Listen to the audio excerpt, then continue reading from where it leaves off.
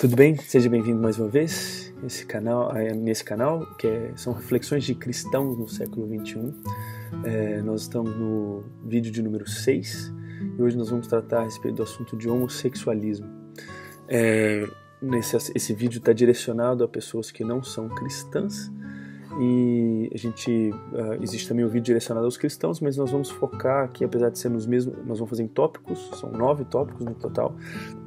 Nós vamos focar um pouco a respeito dos tópicos que são aparentemente mais relevantes para aqueles que não são cristãos.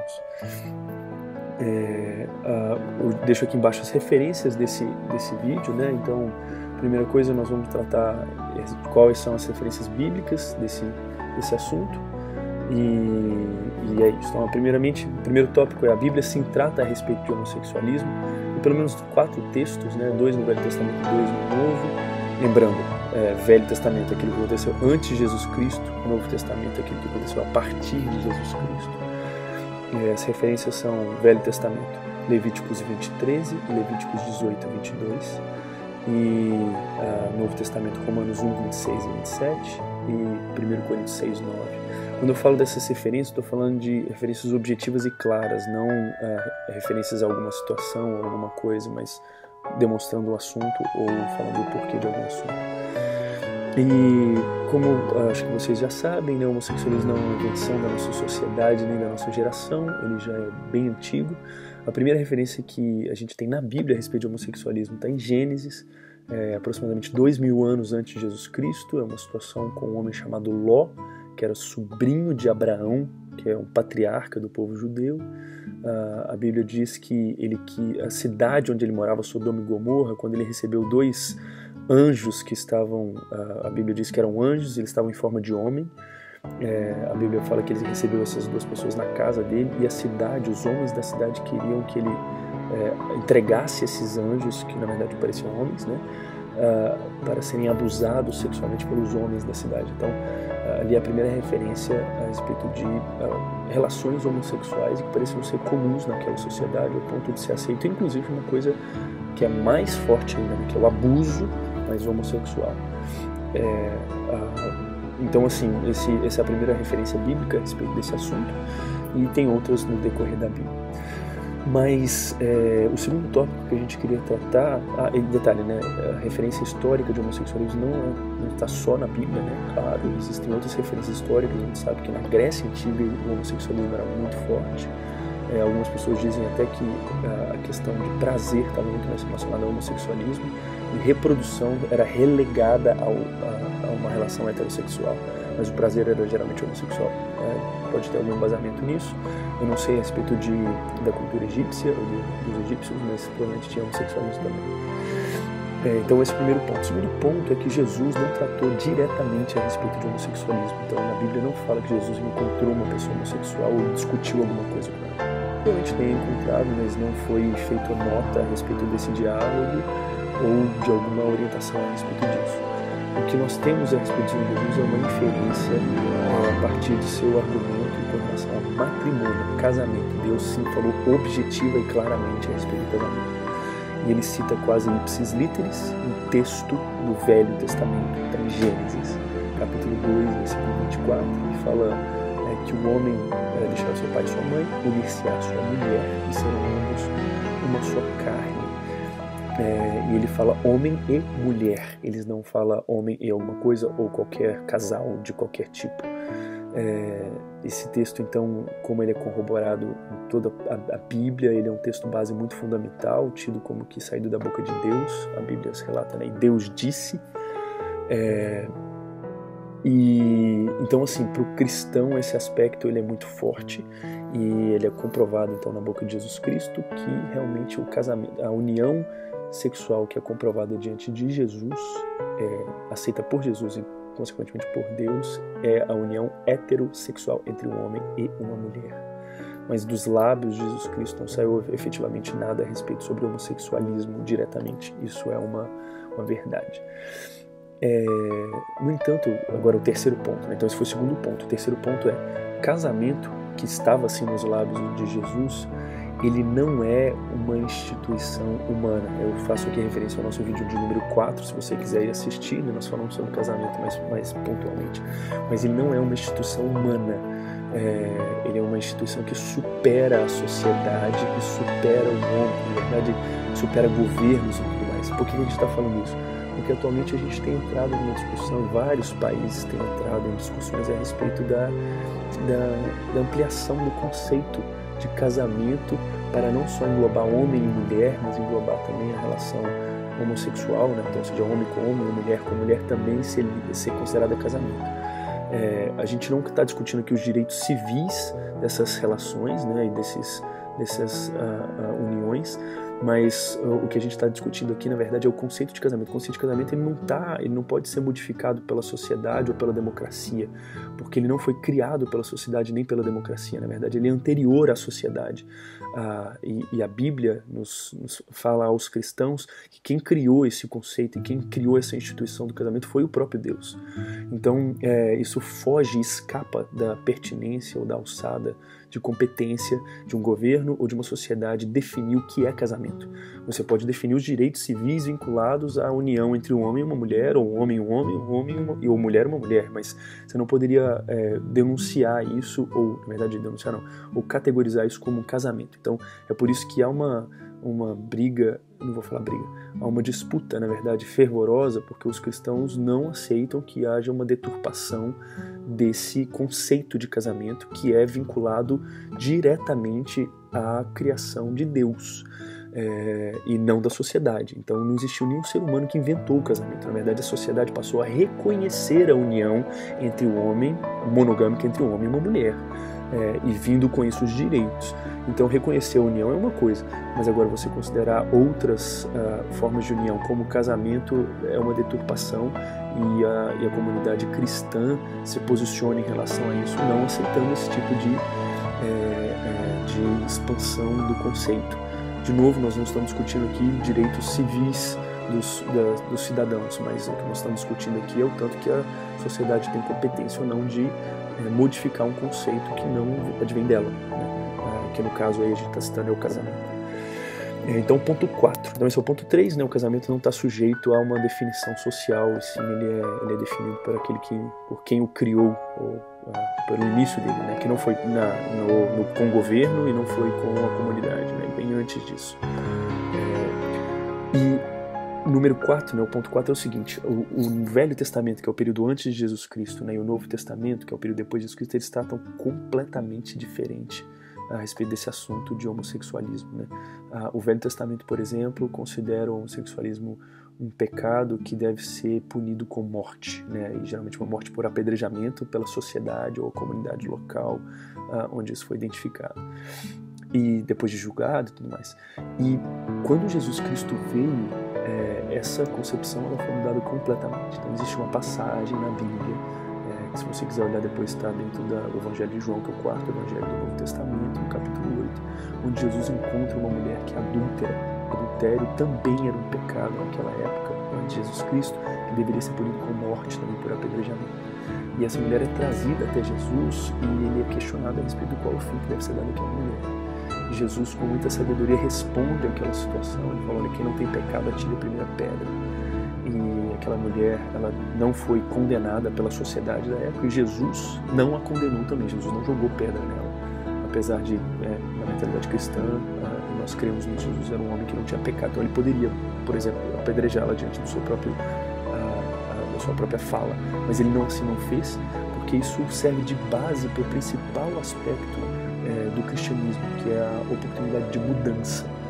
As pessoas têm uma oportunidade de mudar a sua conduta mediante o conhecimento da verdade. Então Jesus apresentou a verdade para aquela mulher, falou: olha, mulher, eu não te condeno, mas não peques mais, né? Não faça isso novamente.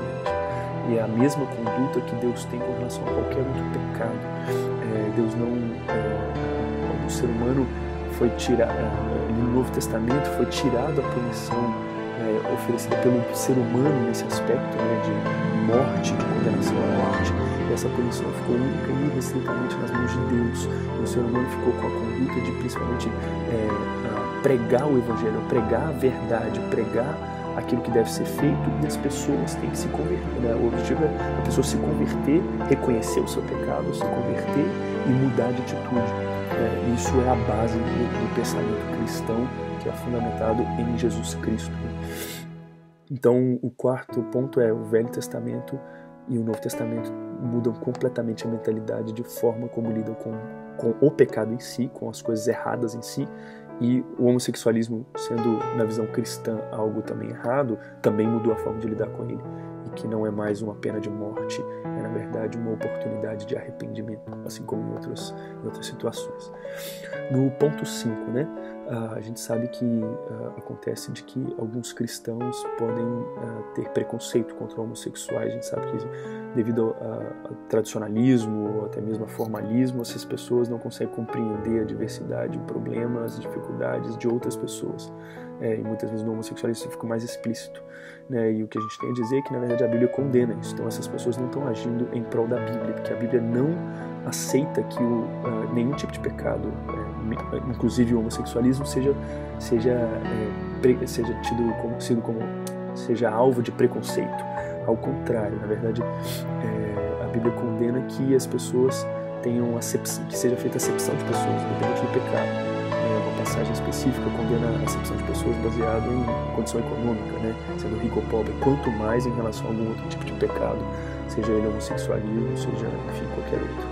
Então, o preconceito ele é condenado na Bíblia, ele é um pecado em si, e os cristãos que têm esse preconceito contra homossexuais estão sob uma condenação que está pior do que uma pessoa que está na prática homossexual por desconhecimento, enfim, por qualquer outra razão.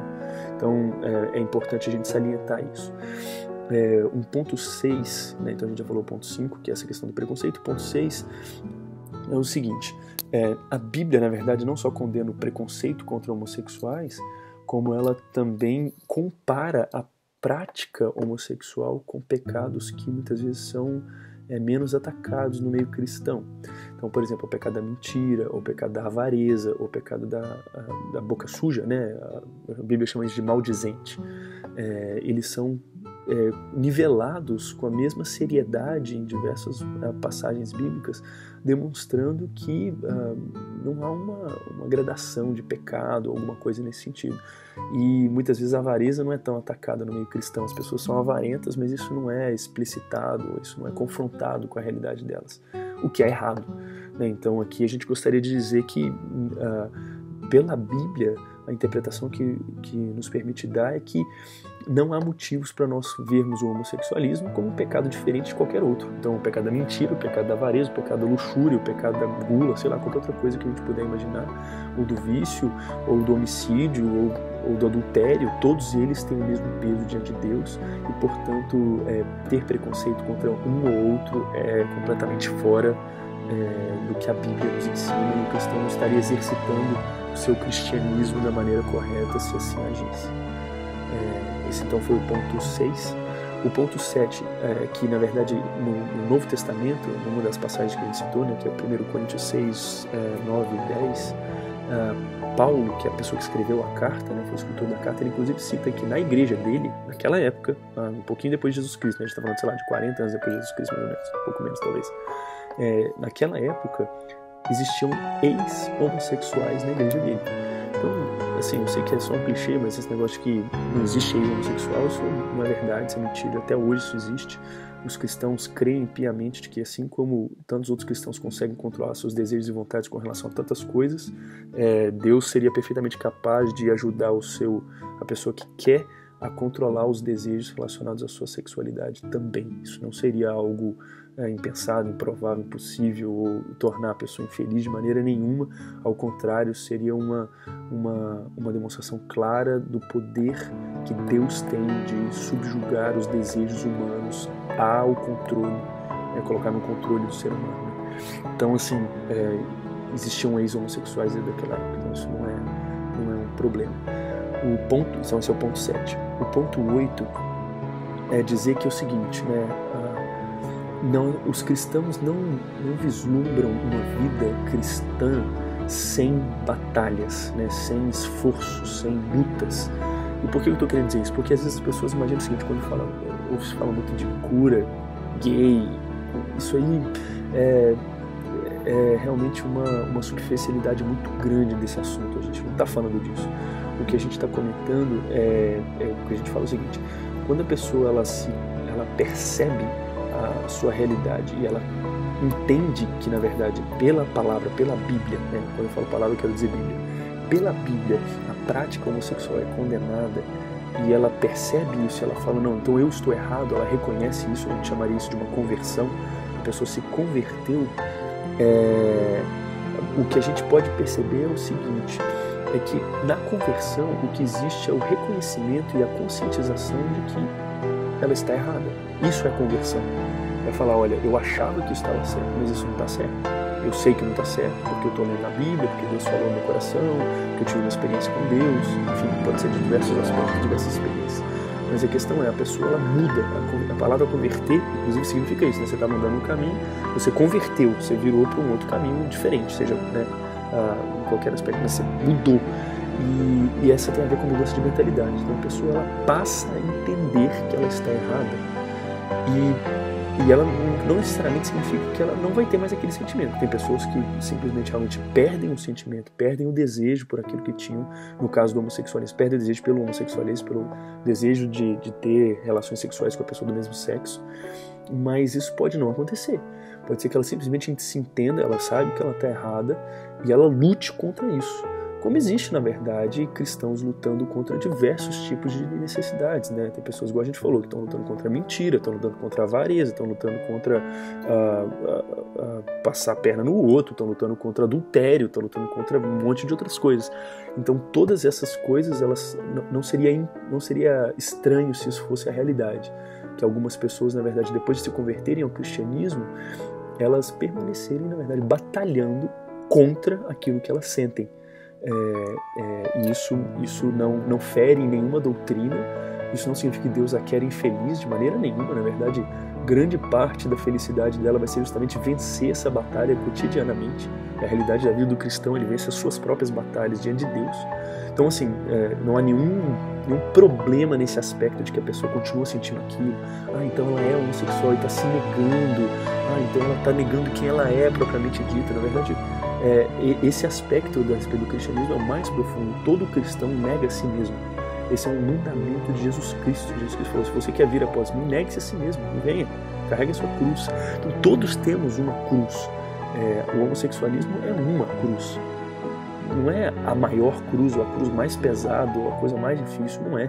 Todos temos dificuldades, e nem é a mais fácil, a mais simples ou a mais objetiva, mas todos temos problemas, todos temos dificuldades e enfrentamos nossos problemas. O cristão que se converte e não acha problema em si, ele ainda não se converteu, essa é a realidade. Então, a realidade é clara de que a gente provavelmente vai encontrar pessoas que vão continuar vivendo essa batalha contra o homossexualismo durante algum tempo, né, mesmo depois de convertidas. E por fim, a última coisa é o seguinte, é que, só para exemplificar um pouco mais, né, existem diversos... O homossexualismo não é um pecado especial, não é um pecado que a gente deve tratar com preconceito ou qualquer outra coisa. Ele é um pecado como qualquer outro, né? A gente não especifica nada a respeito disso. Então, o desejo, por exemplo, pecaminoso de querer ficar com pessoas que não são sua mulher, né, ou então o adultério, isso é um pecado muito comum também, né? E que deve ser igualmente combatido. Então, por exemplo, Jesus fala que o pecado não é adultério, o adultério em si não é simplesmente eu ir lá e ficar com a mulher do próximo, né, que não é a minha esposa, ou enfim, mesmo que não seja a mulher do próximo, ela seja solteira, mas se eu sou casado, ficar com uma outra mulher. Isso não é só o adultério, é muito mais do que isso. O adultério tem a ver com você pensar. Jesus Cristo falou assim, se você pensar em ficar com a mulher do próximo, você já cometeu adultério. Então olha a seriedade e a profundidade da vida que Jesus propõe ao cristão.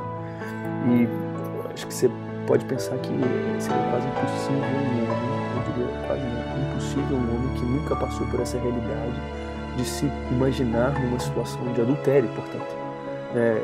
E é condenado por isso. Então isso é pecado, tanto quanto um homossexual. Então seria uma hipocrisia muito grande de um cristão simplesmente ter preconceito contra o homossexual por uma tendência dele homossexual. Isso não faz o menor sentido. O pecado dele não é mais relevante ou menos relevante, ou mais importante ou menos importante. O cristão deve enxergar no homossexual uma pessoa comum, igual a si próprio, e que também está no processo de aperfeiçoamento e de santificação, né? A palavra na Bíblia se diz santificação, mas isso é uma palavra que significa de limpeza, né? Que a pessoa está saindo e negando a si própria e perdendo os seus pecados e abandonando os seus pecados para seguir de uma outra forma.